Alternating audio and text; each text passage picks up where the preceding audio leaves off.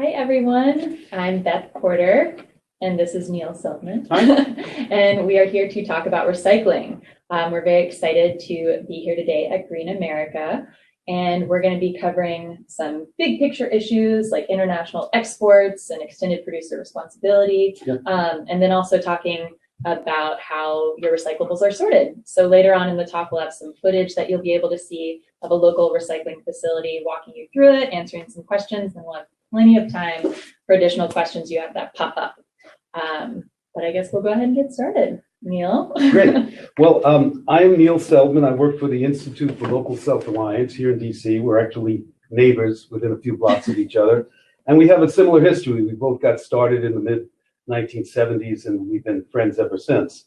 And my role today will be just to give people a short summary of what's happened in the country since the mid-1970s, when both our organizations were founded and happily prospered.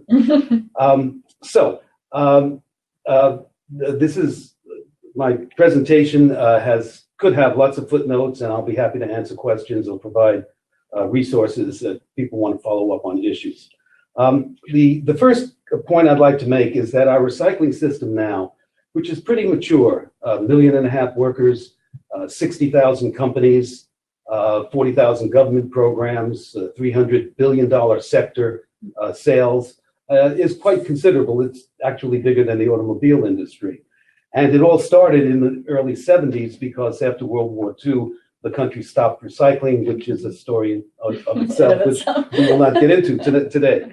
Among other things, besides building a very diverse and vibrant recycling system, the same network of pro-recycling people and anti-incineration people formed together in the late 70s, early 80s, and defeated over 300 incinerators, large-scale garbage incinerators.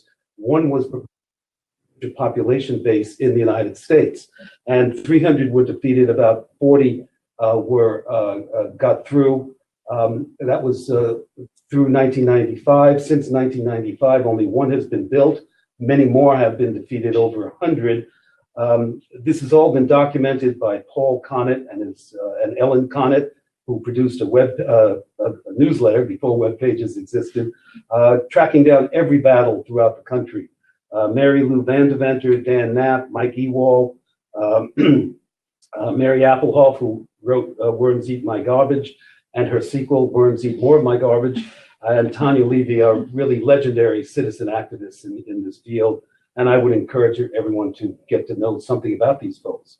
All of this became possible because in the United States, decision-making on garbage, solid waste is a local affair. If it had not been a local affair, we'd be like Europe, where there are not hundreds, but scores of incinerators overbuilt, importing garbage from Southern Europe to burn in Northern Europe. It's quite a non-sustainable approach. And it was critical to stop these incinerators before the movement got started because they took up all the capital, $300, $400 million a pop. And of course, they destroyed all the raw materials that were needed for recycling and economic development. And the pattern was very similar. When a garbage incinerator was proposed, the environmental community was up in arms, worried about the pollution, which of course was quite real. And after the struggle was engaged over time, the financial analysts started looking at the numbers and the risks, public risks. And of course, after the financials became publicly known, these incinerators just faded away because they were not financially susceptible. Most recently in our area, in the Washington, D.C. Metropolitan area, Carroll County and Frederick County had a 10-year struggle to defeat an incinerator. And it was citizens becoming experts in contracts and bond financing that paved the way to when the citizens saw that the incumbent politicians didn't know the numbers, the support for the incinerator faded away.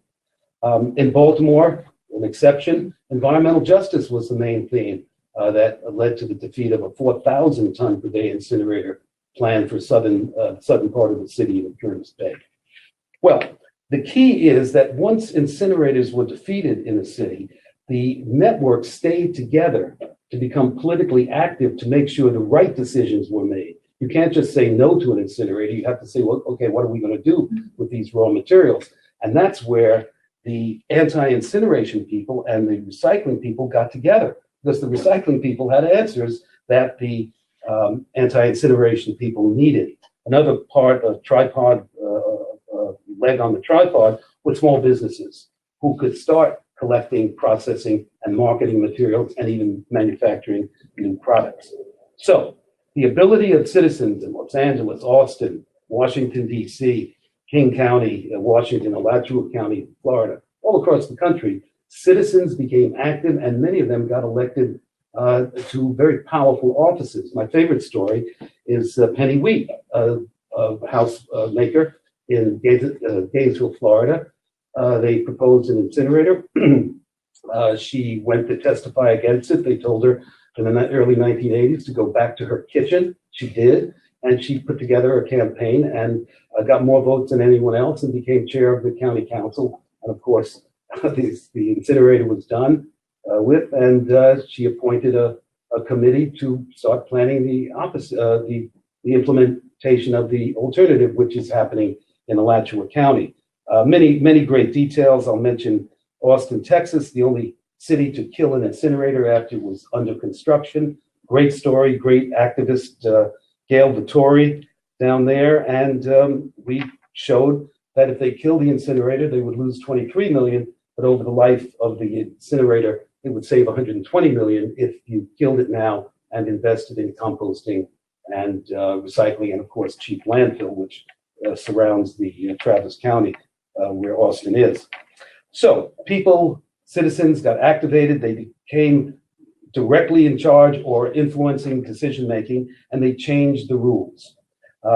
Mandatory recycling, minimum content. If you're producing a newspaper, you have to have so much recycled content, or a plastic container. Pay as you throw. I pay for the amount of garbage I put out. If I compost and recycle, compost in my backyard, and I put out one bag of garbage every 2 weeks, which is what we do in a family of two at this point, and my neighbor puts out 5 bags of garbage a week, he or she should be paying much more for garbage services than I. That's pay as you throw. It's also called unit pricing. Basically, it's how we buy gas and utilities of any kind. Production bans, getting rid of products that are harmful, has happening. Landfill bans, that is banning recyclable and compostable materials from landfills. Vermont is the leading state there. Procurement regulations, which allow governments to save money by buying recyclable and reusable products. Construction and demolition regulations, which require minimum amounts of materials to be recycled. Compost regulations are critical because we want composting to be done right. It's simple, yet it's complicated, and you need very strict regulations. New collection techniques, co-collection, new equipment, of course. Surcharges. People in Pennsylvania and counties, certain counties across the country, charge an extra $1, sometimes much more, for every ton disposed of that goes into a fund that creates an economic development investment fund for government programs, for companies, and of course, community nonprofits. And finally, not finally, but again, in addition rather, resource recovery parks. These are industrial parks exclusively for recycling, reuse, and composting companies, which get economic incentives to locate in this industrial area. California pioneered in this. They call their systems recycle market development zones. They have about 20 or 30 of them. Austin has built one, and Alachua County, Florida has built one. So these are the things that made recycling substantial in our economy. And between, let's say, 1970 and 1995. 1995, it becomes more economical to recycle and dispose of in an incinerator or garbage. So the economics of recycling kicks in. And at that very point, 1995, is when the recycling movement transitioned to the zero waste movement, a concept that came from Australia, but has been promoted worldwide. And many American groups are states and around the country, around the world, in promoting zero waste. Zero waste is defined as 90% or more diversion from landfill and incineration, and no incineration. If you can't have a zero waste system if you have an incinerator at the end of it. Pro-recycling groups try to get around this by saying zero waste to landfill, because they send all that stuff to an incinerator. This is preposterous because a landfill needs, incinerators need landfills. In fact, zero waste programs will be sending less material to landfills than incinerators. One of the key concepts that has been an engine in this movement is cost avoidance. And the best example of cost avoidance as opposed to revenue from recycling. Cost avoidance is much more important. To give you just one example, in 1993, Worcester, Massachusetts, about 60,000 people, passed mandatory recycling and the pay-as-you-throw or unit pricing. Since 1993, that city has saved $99 million because they've avoided the use of a nearby regional incinerator. So these are critically important. I've got a couple more minutes here. I want to point out that the U.S. recycling rate has been stable at about 35% for the last few years.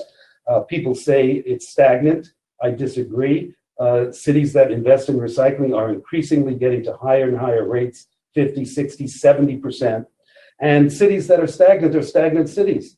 Their citizens or their leaders are not pushing for cost-effective environmental policies. So it's sort of like baseball. Baseball is boring to boring people.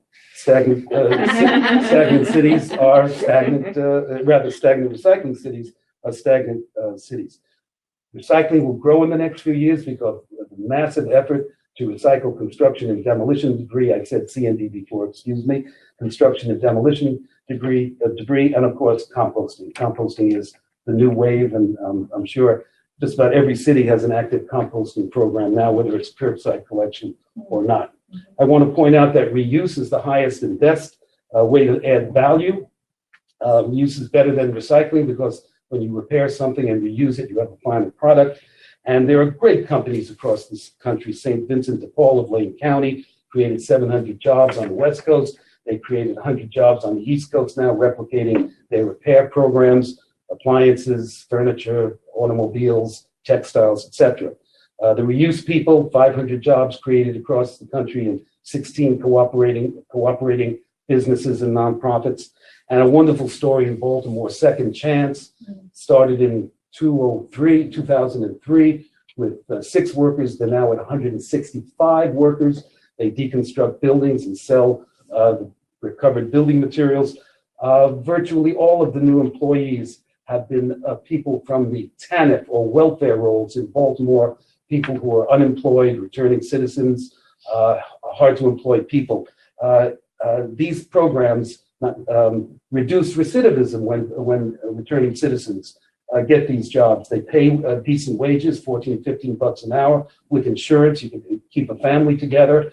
And the recidivism rate in Indianapolis is 76%. An electronic scrap recycling program that hires returning citizens has a recidivism rate of 26%. That 50% reduction, more than 50% reduction, is very important economically, not necessarily what you pay to put people in jail and keep them there, the judicial system, but the cost of crime, the loss of time, the loss of property is billions of dollars. Every time you keep someone from going to prison or returning to prison, you are making a major contribution to our society. We think that recycling is the means to an end of a sustainable or steady state economy, and that just means you get to a steady state economy by doing more recycling. It's the way you use to get to the end you want. It's very important. There are a number of things. I'm going to skip ahead now. I want to point out that Paul Connett, a great campaigner, I would read his book, Zero Waste, and Eric Lombardi from EcoCycle in Boulder have been spreading the word that zero waste is part of the peace movement. With the burgeoning population across the globe, the stress of resources leading to wars and tensions, the more we reduce our waste and use our molecules as if use our environmental policy as if molecules mattered, we reduce the tension that leads to war and strife. I will end by saying there are three major challenges to recycling. The first is the new China policy, which is restricting contaminated loads of recyclables from going over there for marketing. This is a godsend to the United States. We'll clean up our recycling system. We know how to do it. We just have to use the better technology and use old technology better. We will improve manufacturing in the United States as well as around the world. Incineration, of course, is still a challenge. These proposals keep coming. We keep beating them back. We beat them back because they use up all the capital in the system and destroy raw materials. The final challenge is extended producer responsibility. This is a large discussion, which has been many resources I can recommend. But extended producer responsibility, called EPR, is good, bad, and ugly. It's good because it gets rid of very horrible toxic elements in our waste stream, batteries, mercury switches, and other things that are dangerous to us. They go back to the manufacturer for proper management. It's bad in that states have rushed into EPR for mattresses, for electronic scrap, and their systems are run by the corporations that produce these materials. And you can't trust them. As California and Pennsylvania are finding out, they have to revise their EPR laws to make sure that, for example, companies that refurbish computers can get access to them. If not, they all get shredded for minimum value, but the company is like that because they don't have to compete with reused computers. Bad EPR, ugly EPR, is what Coca-Cola, Pepsi-Cola, and Nestle's is trying to do. They are trying to remove decision-making on solid waste and recycling management from local government. They're saying governments are too stupid, too poor to do things right, and only we, someone else talks this way in our country, only we can solve the recycling problem, but in order to do that, we need to have total control, and our decisions have to become the force of law. They call this program Extended Producer Responsibility for Packaging, Printed Matter, and Paper. If this passes, it hasn't been passed yet, but the corporations keep trying, it will be the death knell of recycling because it will remove the engine of recycling, which is citizen activism. And I would encourage you to recycle and get active and become part of the decision-making process in your city or county. And thank you for your time. Thank you, Neil. That's a lot of excellent points. And I think something to add, I would add about EPR, is that the theory behind EPR sounds like a good thing, Absolutely. Which is, whoever is making the product needs to do the packaging and construction of that product in an efficient way so that it may be deconstructed and disposed of responsibly. That's kind of the theory. But when it's not, like you said, when local municipalities, citizen activists aren't involved in that decision making, that can easily look like a company saying, well, we're just going to make it shreddable and landfill. There are many wonderful resources from the Berkeley City Council as well as how to express citizen input into extended producer responsibility. And if I may add one thing, citizens are needed because when EPR comes under the control of corporations, they're supposed to redesign the product and packaging to make it easier, as you say, to recycle more efficient. But this doesn't happen. Right. They are making their profits the way things are going. They don't want any changes. It needs that citizen agitation, just like a washing machine. You can't just put the soap, the clothes, and the water in there. You got to mix things up. Yeah. And that's what we need citizens for. So we need to be the mixer-uppers in the washing machine. So those are all some excellent points, and that leads us into kind of looking at things on a more, getting into the nitty-gritty of the recycling system, how your recyclables are sorted, and why it's so important for citizen activists to be in there mixing it up and know how the system works. I always talk about how residents and residential recycling is this very important piece of this complex system, but a lot of residents don't really fully know the rest of the system or what their role is or what to do. And so that's a very important player only with part of the information. And I think of individuals as we're not only in charge of creating the demand for recycled materials by buying products that are made from recycled materials, we're also creating a supply by choosing to recycle and recycling effectively. So we're this very key, when I say we, I'm talking about residents, us, who are recycling, anyone who chooses to recycle, is this very important piece of this larger system. So what we want to do in this next part is try and help explain how this interesting system works and what happens to your recyclables after they leave your home, your drop-off center. So in 1 second, we'll be starting the videos. I'll give Kristen a nod. But we're going to be walking through footage that was collected on a tour of what's called a MRF, which rhymes with Smurf, but that stands for a material recovery facility. So this is a facility that sorts all of your recyclables. And this particular facility was in Prince George's County, Maryland, just nearby us, and it practices single stream recycling, meaning all of your recyclables go in one container. If your municipality practices this, you don't have to sort anything. You just toss it in a bin and off it goes. And there are some pros and cons to single stream, which are outlined very thoroughly in a lot of resources from Green America and other NGOs who've talked about this. But I would say that a lot of cities find commingled or single stream recycling appealing because it theoretically increases participation. So if you want to do recycling and you want it to be easy, you throw everything in one bin, that would make more people participate because it takes out the guesswork, it takes out all the confusion. And so ideally that is how the system works. But there are some challenges with it, which a big one is contamination. So when you're putting in, say, your old magazines into a bin with a water bottle that's still got some liquid in it, that can saturate the magazines, and obviously that makes the magazines and different materials less valuable by this type of contamination. And we'll talk a little bit more about contamination in a few minutes. But as we've outlined, recycled materials are very important, and they're essentially kind of commodities. If there's not a demand for recycled material, a city is not going to have the incentive to put forth the resources and the effort to collect it, separate it, and make sure it gets out to manufacturers. So creating that demand is very important, and then having a quality supply of recovered materials to feed that demand is also very important. So we're going to be looking at how a single stream operation works. Like I said, you may live in a town that practices multi or dual stream, which requires a bit more sorting. You know, usually you would sort out the paper in a dual stream system or that sort of thing. But today we'll be looking specifically at single stream because there are a lot of areas practicing that now, and cities seem to be choosing to move towards that method. So let's take a look. Hopefully you can see this now. Step one is that your recyclables are transported to the recovery facility. And what you're looking at here is called the tipping floor.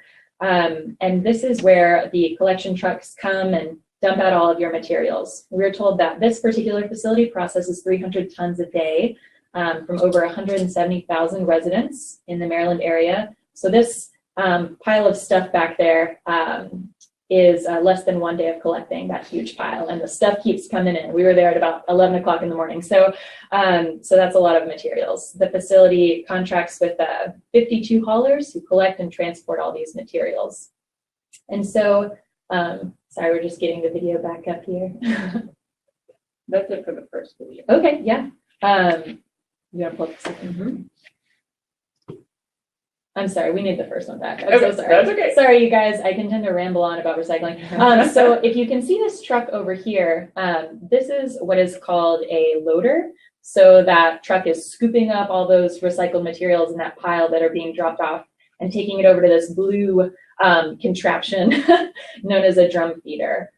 This leverages the volume of materials coming in onto a conveyor belt to move it into the recycling facility. And right there, you can see, actually, while we were there, this huge metal piece that wasn't actually a recyclable item looked like it was going to get jammed in this drum feeder. Just another reference to contamination, how sometimes items that are recyclable in your local facility are not recycled there because they can jam the machinery and can actually slow down the whole operation. So they pointed that out to us as a problem that occurs from time to time. So we can go on to the second video now. Thank you, Kristen. Thank you all for your patience.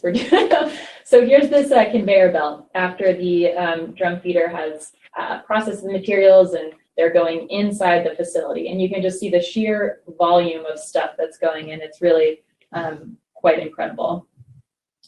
And so we can go on to the third video. And where you can see over on the left side of the screen, this is where it ends up. So this is the inside of the material recovery facility, the MRF. There's a lot going on here, and there are lots of levers and conveyor belts, and that's where all of your materials are coming in off of the tipping floor. So all that stuff gets pushed up and starts ascending a hill there before it goes on to being sorted in different ways. So there are a lot of quality control areas. Yeah, maybe the next video, please. Where staff are conducting hand sorting. So they'll be plucking out items that aren't recyclable or aren't in the right place and need to be moved somewhere else. This over here you can see is a, oh yeah, no problem.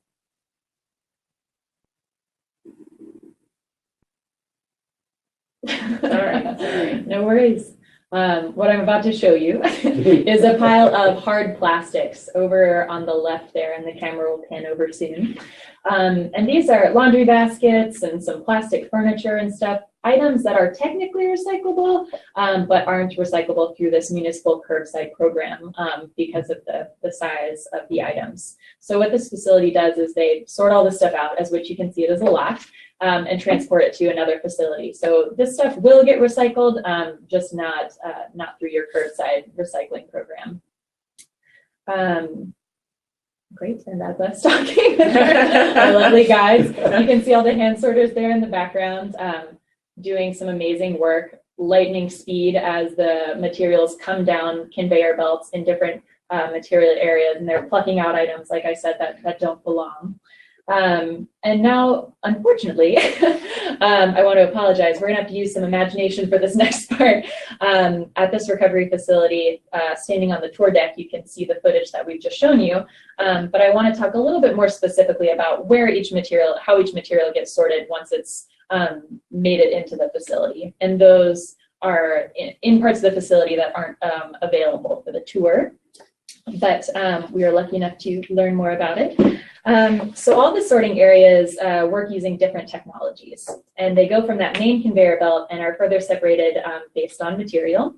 One sorting process is through a disc screen. So it's these discs that are rotating constantly, and materials like cardboard kind of float over the top, whereas other materials will fall through the discs onto a conveyor belt below. And so the materials that fall on the conveyor belt below go to a sort area called a combination screen. And this separates paper from other more rigid items like plastic.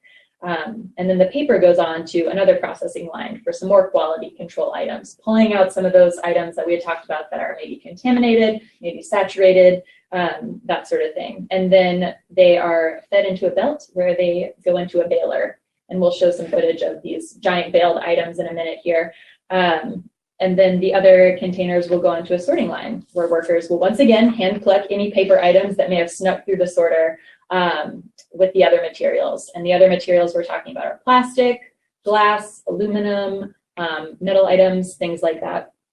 So then they go, these materials go through a large magnet process, which is really kind of cool to see. The magnet will pull out steel cans from these items, and the steel will then be separated off to be baled.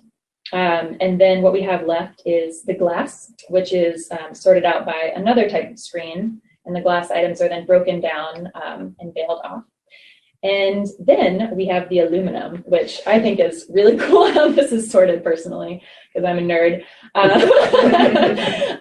But this facility uses an eddy current separator, and it creates a magnetic field. And so you actually, the aluminum cans kind of shoot across this space here, and they go across a diverter. And so then all the aluminum cans are able to be baled together. And then we have the plastic, which is sorted using very sophisticated technology. It's an optical sorting technology, which can identify the different types of plastic. Like those little numbers on the bottom of your plastic materials all designate different types of plastic that had been used for it, so different chemical compositions. And these optical sorters are able to sort based on the different types of plastic we have. And then those plastic items go into various bunkers to be baled. I think the last video we have is just a shot of those bales, so you can see the finished product. So we've got cardboard over here, paper below, and some aluminum, some of those plastics, seeing a lot of laundry detergent containers over there on the upper right. Always very colorful looking bale. And then some mixed paper as well. So that is, in a nutshell, essentially how these materials are sorted. And then all of these bales will go on to processing facilities. So the work doesn't end here, it's just begun for all of these materials. They'll go through unique processes to make these into new raw materials, which will be sold to manufacturers who make our products and sold back to us in stores. So the process starts again. And this sorting facility reports a 60% recycling rate. And a recycling rate is the amount of recycled material from the total municipal solid waste. So of all the stuff we throw away, what is being recycled? And as Neil mentioned, our national recycling rate is around 35%, and this facility itself does 60%, which is great. And they report that about 15% of all the material they collect goes to a landfill from contamination. So, which is, I guess it depends on how you look at it, kind of a good thing, but we can always do better. So I didn't know if you had anything you wanted to add, Neil, before we jump into the question. some Sure. slides. Yeah. Just a couple of things. It's certainly correct. Single stream is the most dominant form of recycling at this point. And the systems can work well. Because of what the Chinese have done, basically announced that as of January 1, their specifications for receiving this material from the United States are getting very, very tight. Some manufacturers say it's impossible to reach their levels. However, according to leading analysts in the United States, in order to meet reasonable rates, 5% contamination and less, let's shoot for 4, current single stream systems would have to add $30 to $40 per ton in processing. More workers, slowing down the conveyor belts that we just saw, and also better ergonomics for the workers, so their reach is more efficient, more ballistic, and so on. Yeah, when you're just doing a hand to try and get across and the things are moving, it's difficult. Tough, yeah. So it can work, and of course, if you use dual or multi-stream recycling, the trade-off is collection costs more, but processing costs much less, but you get a higher quality material. Absolutely. So in all of these things, there are trade-offs. That's exactly. And many technologies are flexible, and there's no one solution to a city's recycling efforts. Absolutely. Yeah, that's a great point. And I think something I always say when talking about single stream is it's really, I mean, recycling in general, but single stream, you get out what you put into it. So if someone's willing to make the investment of sophisticated equipment and all of the great points that Neil just outlined, you'll probably see a better recycling rate and higher quality materials. So just to give folks a sense, the average U.S. bale going to China has 12% contamination, but some of it gets above 20%. So you can imagine why the Chinese, where they're facing a higher cost of labor, don't want to be cleaning up our mess. They'll want us to clean it up on our nickel and then send it to them. So also, there's another very important point. The Chinese have been a consumer society for 20 years. So internally, they now have the flow of paper, glass, metal, etc., to rely on domestic recycling as opposed to bringing materials in from Europe and the United States. Absolutely. So things are changing rapidly, and I think this is all for the good. I agree. Yeah, that national sort has definitely caused a lot of turmoil in the recycling world, but I think that it will drive us towards. They first had a green fence, and that wasn't good enough, so now it's the green sword. Yes, the sword is definitely a little more dangerous. More offense, perhaps. The fence is more defense. But all great points. Excellent. So I think, if it's okay, we'll dive into some. Oh, do we have questions? Yeah, there's a question related to single stream, so I thought it would be a great time to ask it. This is from Ellen, and you may have answered some of this question, but I think she's coming at this from a how can we challenge the single receptacle recycling stream scam, which guarantees massive contaminations and so much material diverted to landfills? We've got to sort. That's a great question, Ellen. I personally love sorting. I think it's fun. And I remember, this is a tangent, but there were even video games in the 90s of teaching kids how to sort that I remember. Oh, and I love those. And I just thought, I mean, it's like a game. But anyway, that's side. There were also new recycling trucks for your kids. I remember buying them for my kids. Yeah, I'm very pro sorting. But maybe, Neil, would you want to take out citizens? I'll just tell this story. Miss Ellen is quite correct. DC had recycling. We were very active and got recycling. Marion Barry killed it twice. We brought it back twice, which was great. But we had a dual system, separating paper and other materials. And then for reasons that we could go into, they went to single stream. It meant putting out a local minority-owned company with 20, 25 workers right here in the district. It now means sending our 25,000 tons of recyclables 40 miles north at a cost of about $1 million a year to get processed. And when you start sending recyclables 30, 40 miles away to get processed, you're really defeating the energy and other savings in recycling. So we would like to see many cities go back to dual stream. And there are many ways to do it, which we can get into it another time. Yeah, and what citizens could do to urge that. I mean, there's, I would guess always just writing letters, voicing that concern to your local government, because they probably don't get a lot of critiques of the recycling system. Well, it's interesting in organizing.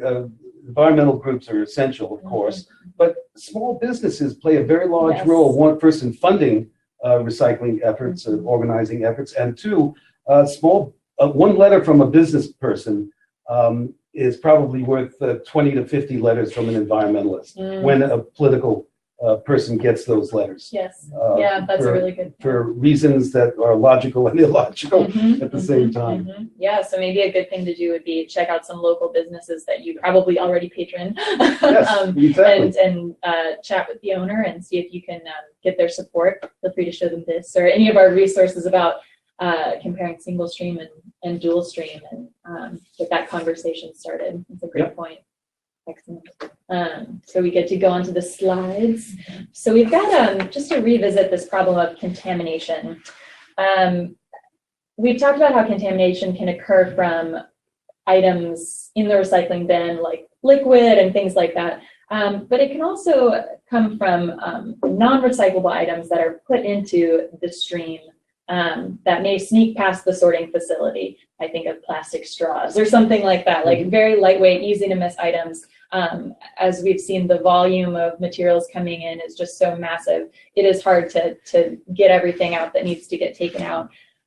So it can come from people doing something called wish cycling, which is maybe you look at an item and say, well, this has plastic in it. This has to be recyclable, so you toss it in the bin. And I would say that wish cycling can cause contamination as well, even though obviously very well intentioned. And so what we want to talk about today is talking about some items that you probably come across in your everyday life that may or may not be recyclable, or maybe they are, but not through your curbside, and getting into the nitty gritty of a few of those. I also want to note that some non-recyclable items that have been found at sorting facilities include holiday lights, old shoes, garden hoses, hypodermic needles, dirty diapers. So I don't know if I need to say this, but those are not recyclable items. So please do something else with your dirty diapers rather than put them in the recycling facility. Also a health hazard. So let's go over a couple of those items that folks might be tempted to wish cycle. The first thing I want to say is the number one response people might get when asking about, can I recycle this? When you just want a yes or no answer, is often it depends. And this can be very frustrating, but it conveys that we have so many different recycling programs across the US, and each has different rules and guidelines with what they need based on markets, based on what they can process in their facilities. It is complex, so I always encourage folks to check out your local rules. You can check out your local recycling guidelines on your city website, and you can also go to a great resource at Earth 911, and you can search based on material in your zip code. So they will tell you if you can recycle it and how. which is a great resource that I use regularly. That said, let's look at some of these items. So we'll start with pizza boxes. This has befuddled residents for many years and probably will continue to. The general rule of thumb with pizza boxes has been they are not recyclable. But a couple of cities have begun accepting the non-greasy parts. So definitely check with your local rules and see what they say. And if your city does take non-greasy recycle boxes or pizza boxes, you can rip off the parts that have visible grease stains on them and throw those away, or put them in your compost. I was just going to say they're terrific for composting. Yeah. You can use that if you compost at home, and then recycle the other parts of the box. So that's a very important one. So this one has an X and a check because it depends. My favorite response. This one is a little timely since we just had Halloween last week, and I'm sure many of you saw many of these wrappers everywhere, perhaps on your sidewalks. I know I did. But these little plastic containers are prevalent all year round. So candy wrappers. These are sadly not recyclable in your local municipal programs. Candy wrappers, they're made from different materials. You've got plastic, aluminum, paper. It's challenging to sort them correctly. And also, sorting facilities have reported that there's just not enough of a benefit to sort these small items. The volume of small candy wrappers don't quite stack up to the volume of glass or something like that. That's a material that's kind of a better return on investment for them to sort and process, I believe. However, I do want to note that this company, TerraCycle, the link that's in the upper right of this slide up here, they will take your candy wrappers. It is a charged service, so if you go to their website, you can learn more, but you can purchase a box to be sent to you. So if you know you're going to have Halloween party, kids party, something like that, or adults party if you're into a lot of candy, you can purchase one of those boxes ahead of time and then collect all the wrappers, send it into TerraCycle. So that's just one way to take care of these pesky little guys. So it gets an X in your curbside, but maybe it should also get a check because it is possible through TerraCycle. So anyway, moving right along. Shredded paper. So this is a little tricky yet again because shredded paper is recyclable. However, just dumping the loose shreds is not a great idea for your local facility. They have asked and said that you bag the shredded paper. Obviously, shredding paper is necessary at times because of security information. In some states, I think it's law because of personal information. It's also just kind of fun to do for some weird reason. But I would also say that in recycling, paper that has longer fibers kind of has a longer life. Paper fibers can be recycled up to 7 times. And so by shredding, we're shortening those fibers and essentially kind of the future lives of those paper fibers, to be a little dramatic. I could just add, shredded paper is great for vermicomposting using worms, worm bedding, and of course you could throw it in your compost pile. Yeah, absolutely. So can't talk about composting enough. It is definitely going to be hopefully offered in more and more cities in the coming years. So excellent. So we can move along to paper cups. These are these ubiquitous coffee cups that you get everywhere. Most of the paper coffee cups you'll come across are not recyclable in your municipal recycling, and this is because of the lining on the inside of the cup. It's often has kind of a chemical coating on the inside, which holds in the liquid, hot liquid, but it's hard to separate that from the useful paper fiber on the outside of the cup. So the cup itself, not currently recyclable, although our friends at Stand currently have a campaign urging Starbucks to begin using recyclable cups for the 4 billion disposable cups they give out every year. So make sure to check out that campaign. And the paper sleeves are recyclable. And as far as the lids go, you'll see that the coffee lids are plastic and they have the 3 little arrows with a number on the inside. And so that'll be your hint if your local sorting facility takes those. It's the number inside that plastic. But obviously the best choice is to use a reusable mug. Lots of coffee shops, including Starbucks, give a discount for a reusable mug, so further incentive to do that. So, and next slide, please. Plastic straws. These are everywhere. We just did a blog post on this recently, which you can find the link to at the bottom of the screen, called Plastic Straw Guilt Sucks. And it is because Americans use 500 million plastic straws every single day. I mean, that blows my mind personally. And the problem with these items is, even though plastic straws will break down over the course of 50, 100 years, it'll break down into smaller pieces of plastic. So not quite disintegrate, but instead will make its way out to waterways, plague our wildlife, and different issues like that. So also, plastic straws not recyclable in your municipal recycling program. So it is best to say no to the straw when you order a beverage, and the blog post link at the bottom gives a lot of great options for reusable straws as well. If you love those straws and you can't let them go, there are other options for you. And you can go into the next slide, nearing the end here. Plastic bags. These, when we go to sorting facilities, this is one of the top items they say causes problems for workers, because plastic bags are technically recyclable, but if you toss an individual flimsy bag in your recycling bin, this can really easily jam up machinery and get stuck in places where it shouldn't, and cause a whole mess. So most grocery stores take these plastic recycling bags back. If you just take it back to the store you bought it from, or a local grocery store. The best bet, of course, is to use a reusable bag, of which we have one here as an example. Excellent. This is a little guy that just folds down into one, a small little bag, and then you can just keep it in your purse or backpack or whatever. It's very easy to do. So plastic bags, no in curbside, but yes, back to the store.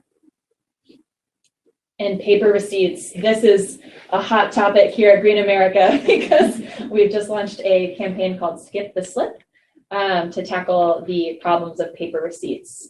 These have a surprisingly large environmental impact, these little slips, and are often coated in BPA. That's correct. Or BPS, which is no good for anyone, which means they have a human health impact as well. So what we're trying to do through Skip the Slip is reduce paper receipt usage, and urge companies to, instead of making paper receipts an opt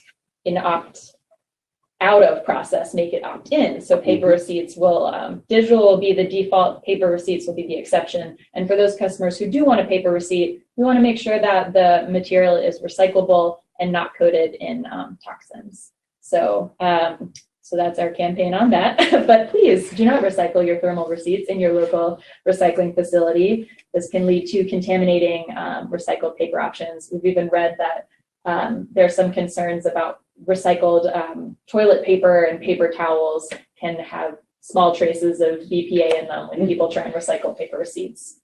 Not enough to keep you awake at night, but enough to still reason to not recycle your paper receipts. So great. And next, we have bottle caps. This is something that I have friends ask me about all the time, and they're very confusing, actually. You leave the caps on, you take them off, what do you do? So plastic caps are often made from the plastic number 5, which is not typically recycled through your municipal program, although there are now starting to be drop-off locations, maybe at a Whole Foods or something. You've seen something called a Gimme 5. That's where you can drop off your number 5 plastics there, and the company Preserve will make them into razors and toothbrushes and cool stuff like that. So anyway, the problem here is that the bottles themselves are often made of a different type of plastic. So like plastic number 1 or number 2.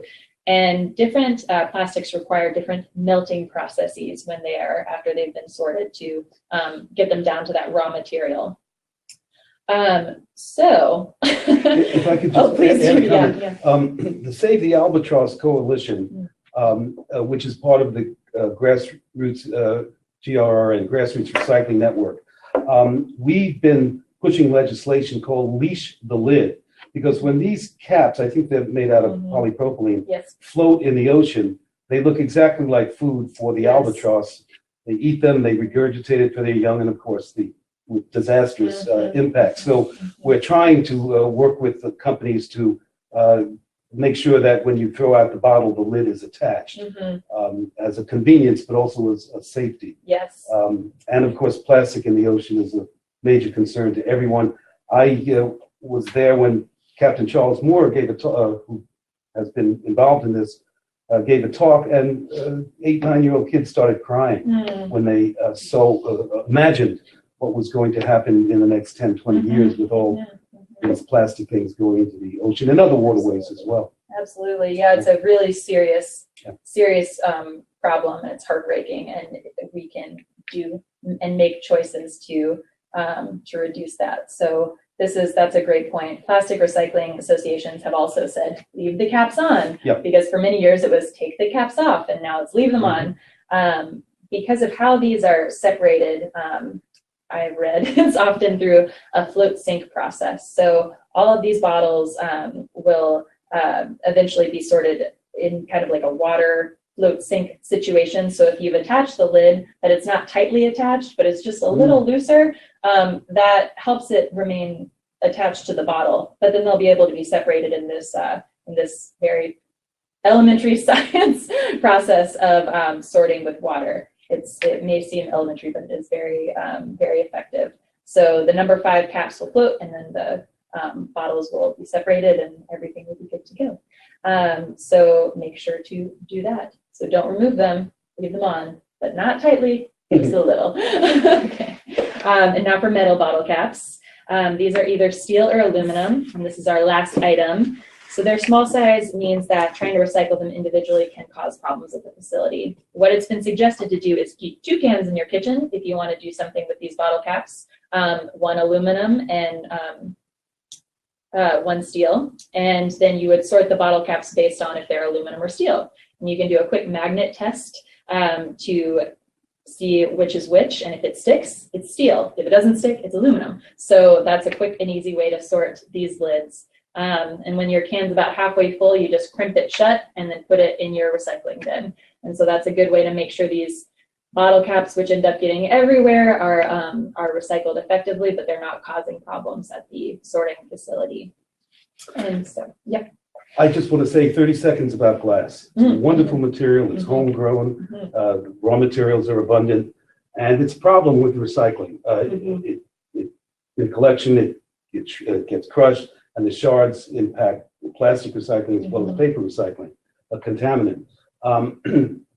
The bottling industry pays very little for the glass, $20 to $30 a ton, which is one of the reasons why there's not as much glass recycling.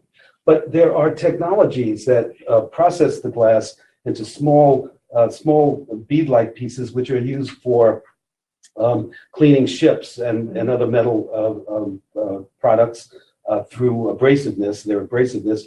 And then if you process it further, you get chemicals which are essential for cement manufacturing. So this is a very valuable material that is really being underutilized in our recycling system. And if you go to single stream, glass is rarely recovered in marketable form, and it ends up as daily landfill coverage. So it goes back in the landfill. So this is an area that can be improved tremendously in our overall recycling system to the benefit of cities. Every city should have a glass processing yard where you can produce these very valuable materials. Absolutely. Yeah, and I've learned that actually New Orleans does not do glass recycling anymore, which seems pretty wild considering it is known for a celebration area destination with a lot of glass bottles, I would imagine. So. Fayetteville, Arkansas has a great system. They linked up with a company that sets up a drop-off, and they take the glass right to their furnaces. So there are options. I'm sorry. No, it's okay. We have 5 minutes left. Oh, We great. have lots of questions. Oh gosh, okay, let's do it. Sorry everyone. There's a lot to talk about with recycling. And you have answered some of these questions, but I'm going to ask Ellen's question, which is about glass. How much glass in single stream receptacles actually get recycled instead of broken and landfilled, or at best used as building landfill? I'm old enough to remember bottle deposits, which are very rare now. Well, bottle deposits are wonderful. You get clean materials, cleanest materials, and there are great statistics. Container Recycling Institute is a great source on that. But I would say in single stream, very little glass is actually returned to the market. So Ellen, once again, is right on target. Yes, let's bring Ellen in here. From Julia, in some cities, residential and commercial recycling have different rules, which can be confusing for people who try to recycle both at home and work. Any suggestions? It's a problem. It is. We just have to pay attention. Yeah, absolutely. That's just, I wish we had a better answer, but just knowing the difference in the rules and then, trying to make sure friends and colleagues are aware of that as well is really the best thing you can do. It's a good point, though, because a lot of recycling goes on out of the household. And to the credit of the sports industry, sports stadiums and basketball arenas, etc., they are doing a great job at recycling and procurement of products that can be recycled. Absolutely. I believe there's an association of sports stadia that work on that problem. That's right, yeah.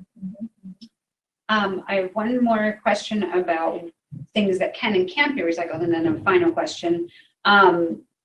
Sealable bags, can they be recycled? I think they can, but I would have to check with some experts. Yeah, I mean, in terms of the material, I would say yes, but then you run into kind of the same problem with the plastic bags if you try and put them in the recycling bin individually. So that's a great question because there sure are a lot of those, but I would say that probably would go back into the plastic bag. Maybe you would want to keep, if you go through a lot of them, there are lots of good reusable options for sandwich bags, but then also keep them in a plastic bag and tie it off maybe would be the best solution. Several European countries have gotten very smart and they tax hybrid packaging that's hard to recycle perhaps because of that different type of plastic. So if you want to put that product out, you would have to pay a higher tax in some of these countries. And the thing is, make wasting expensive. That's what we need to do. Yes. Yep. This person asked about metal bottle caps, which you did a great job. They also want to know about plastic caps from toothpaste tubes. Is this similar? These people are on target. I don't know for sure. I would say that I would assume that they are also number 5s because of the I believe that rigidity. It's from Polypropylene. Polypropylene. I think they are. However, once again, we need to check with some plastic experts. Yeah, it's true. It's true. There also, this is going to sound maybe a little too crunchy, but there's also a lot of ways to make your own toothpaste at home, which I do in a little jar. And I've done lots of research to make sure it's up to snuff in terms of dental health. So some great DIY ways to do that online. Yeah. So then, because I too have felt the toothpaste tube disposal guilt. So yeah. Perfect segue into maybe our final question, which is, are the many different organizations and resources that you're mentioning going to be compiled and listed somewhere? Or can we point people to what we already have on our respective organizations' websites? Sure. We probably over the next week could develop a list of 10 to 20 good organizations and put it out there on our webpage. Yeah. It's a very good suggestion. Even an app called iRecycle, and it's run through the Earth 911 that I mentioned. So if you have a smartphone, you want to just download the app, then you'll never have to take the guesswork out. So that's a great. We'll make sure to do that. Okay, so now we have an ever present question: is it better to buy plastic or glass? I prefer glass because of the taste. On the other hand, if you have kids, you'd rather have them in a plastic container than a glass container. And also, glass is a much more environmentally friendly product than plastic. Yes, I would say glass. I believe I read a statistics, I don't know the number, but there have been billions of tons of plastic produced since the 1940s, and it's all still with us on the globe. That's right. Because it takes years, hundreds, your plastic straws are everywhere still. They're still there. Yeah, no, I would also say glass for sure. And I think, like we mentioned before, glass can be recycled over and time again. And it's a great material. And it can be reused. Right, yes. Yeah. I also want to point out that plastic bottles can be washed and reused, and that's going on in Europe, unfortunately not in the United States. Oh, 1 minute. Wow. Well, I would like to say that this has been I really appreciate the invitation to join you, Beth, and you all here at the staff. And let's do this again. Yeah, absolutely. And if you have more questions, please feel free. You can put a comment on the Facebook post or email them in, and then Neil and I will make sure to get you the answers. I found that people love to ask people about recycling. It's the favorite thing is to ask one individual person. So we're happy to be those people for you. Yes, I could be reached at nseldman@ilsr.org. And as Beth said, we love to get questions. Yes, absolutely. And I'm bporter@greenamerica.org. We'll make sure to include those in our list of our required reading resource list for recycling. So, and we'll give a test next week. Absolutely. Thank you guys so much for joining us today. This is really fun.